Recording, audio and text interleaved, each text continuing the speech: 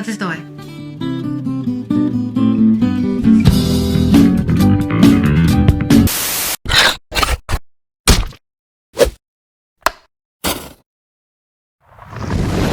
Jou vierige vriende, welkom terug by Vierige Vrydag. Kan ek jou 'n ongemaklike vraag vra? Het jy al ooit porn gekyk? Openbaring sê dat al die sexually immoral ignoreerders hulle part in die lijk van vuur en glas sal hê. 'n Vierige toppie, as jy my vra. En hierdie is een vet probleem wat baie mense in vandag se tyd tuister. Wel, dit vir my, hoe ek wens ek kon sê, ek het nog nooit gesukkel met porn nie. Wat? Dit? Hoe sal ek nou dit doen? Maar ek kan nie.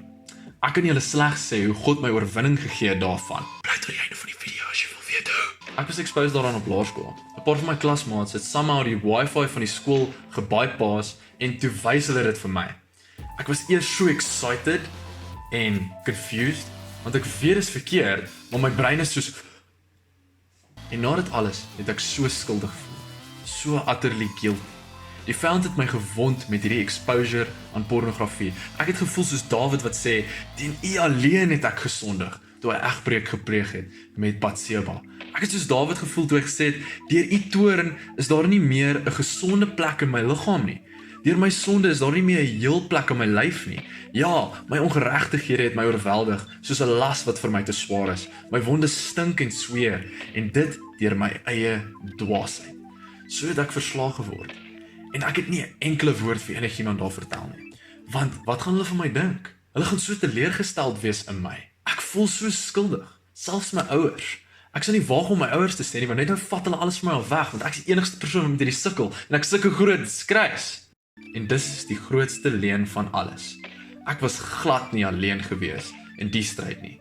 Ek het al soveel keer in die verlede casually 'n topic gedrop van pornografie in 'n conversation, en soveel ouens het al vir my gesê, Rickert, ek sukkel al so lank met dit.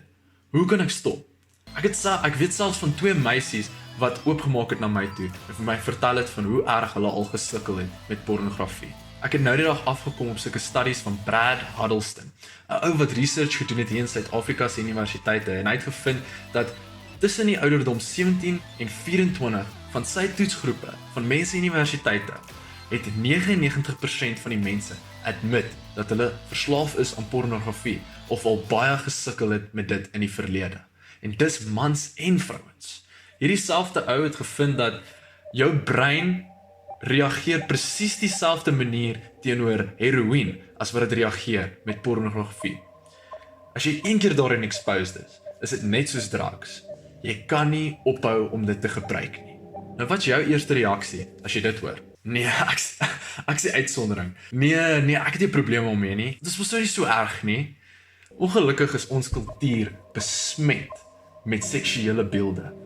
Dis al so genormaliseer. Ons sien dit op flieks, ons sien dit op Instagram, op social media, ons sien dit oral. Oral waar jy kyk, is dit net versoeking. So in 'n mate is ons almal bietjie verslaaf aan pornografie. Of dalk kyk jy nie hardcore porn nie, maar jy scroll deur Instagram en jy follow Instagram accounts wat elke nou en dan halfkaal images van mans en vrouens share, en jy kan net nie help om bietjie na dit te kyk nie. In ons oë is sulke goed klein, maar in God se oë bly dit sonde. Maar hoe? Ek is nou nie besig om iemand seer te maak nie. Wel, as pornografie nie vir jou verkeerd is nie, hoekom vertel jy nie almal daarvan nie? Hoekom share jy dit nie met al jou vriende nie? Ek sê hoekom, want jou gewete pla jou. Jou gewete sê jou wat reg en verkeerd is. Pornografie is sonde, omdat dit nie God eer vir sy skepping nie. Seks is een van die goeie dinge wat God vir ons gemaak het om te geniet in die huwelik. Maar die vyand kom en maak soos hy altyd maak. Hy verdraai enige mooi geskenk wat God vir ons gegee het, en hy roof ons daarvan. In plaas daarvan dat jy wag om een vlees te word met iemand en 'n huwelik eendag, doen jy presies die teenoorgestelde. Jy self-isolated op jou eie, besig om na 'n hele klomp mense op 'n skerm te kyk en jou eie sondige begeertes te bevredig.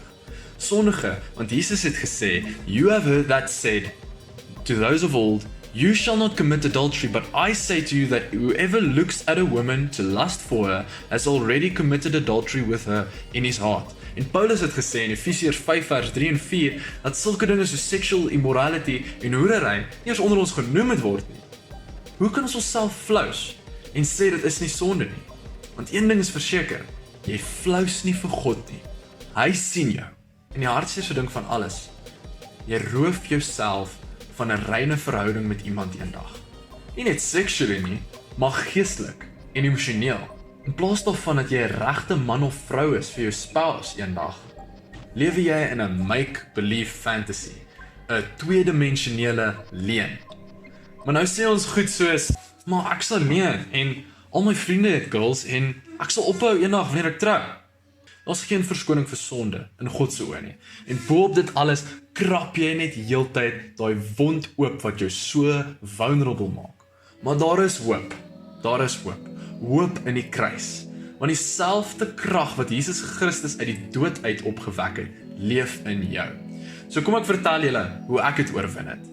3 letters. CPR. C is confess to God and to others. Jy bely jou sondes teenoor God en hy is getrou en hy vergewe jou. En jy bely jou sondes teenoor ander mense sodat jy genesing kan kry van die wonde en die pyn en die dood wat dit gebring het in jou lewe. So Jakobus 5 vers 16 sê, bely mekaar julle misdade en bid vir mekaar sodat julle gesond kan word. In plaas van dat jy alleen is en dan aanhou die stryd alleen veg en probably net oor en oor gaan val, reik uit na iemand toe wat jy vertrou, wat jy weet jou accountable sal hou. Ek beloof jou, ek waarborg jou, hulle sal jou nie wegshaan nie. Vir al die mense by die kerk, hulle is meer as bereid om jou te help. Reik uit na hulle toe. P is pray to God for help. Jy kan nie jou sonde oorwin sonder geloof en vertroue in Jesus Christus nie.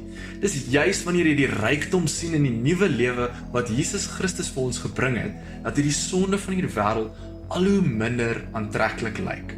So bid en hy sal jou help. is Remove access. Hierheen is 'n belangrike ene. Jesus het gesê, as jou oog jou toelaat om te sondig, pluk hom uit. Obviously het hy nie dit letterlik bedoel nie, maar dit gee jou 'n idee van hoe ernstig ons moet wees oor sonde. Paulus het vir alle ander versoekings gesê, ons moet dit teenveg, maar toe dit kom by last, toe sê hy, run, flee. Josef het so vinnig hardloop toe Potifar se vrou met hom probeer slaap, dat sy baadjie in haar hand agtergebly het. So doen alles in jou vermoë om op te hou met die sonde. Vra 'n vriend, vra daai vriend van jou om 'n app op jou foon te install wat al hierdie goed blokkeer.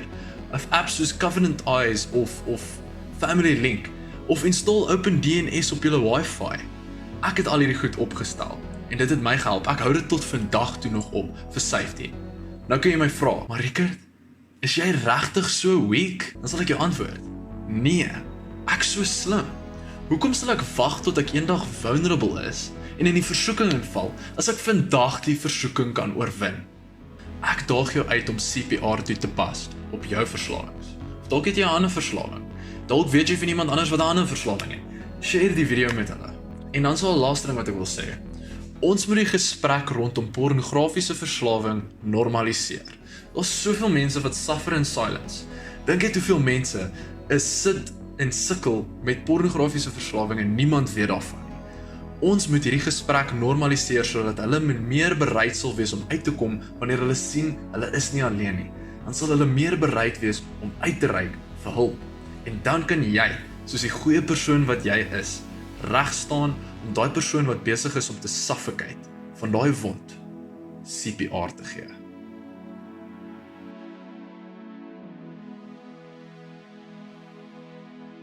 like ons page op Facebook, follow ons op Instagram en klik die klokkie net nadat jy ons YouTube channel subscribe het. Ek love julle, julle is great. Ek sien julle volgende Vrydag. Cheers.